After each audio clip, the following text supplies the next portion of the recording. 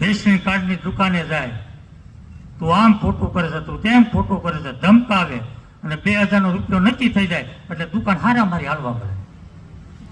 અરે કોઈ બેન વિધવા થઈ હોય, એના સગા સંબંધી મિત્રો એ બેનને એમ કે બેન તારે હવે કોઈ આધાર નથી, છોકરા ભણે છે, તારે ઘર ચલાવવાનું છે, અમે તને વ્યવસ્થા કરી આપીએ પૈસાની, તું 2 માળ લઈ લે, તારે ભાડાની આવક થઈ જાય, તારું ઘર ચાલે, તારા છોકરા ભણે.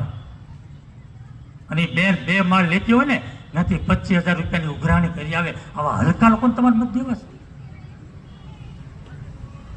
આવા લોકોને તમારે ચૂંટણી મોકલવા છે. 5 વર્ષ સુધી ભ્રષ્ટાચારના કાંડ કર્યા, હવે મત જોતા છે મારા દીકરા સુંદર કાંડ કરે છે.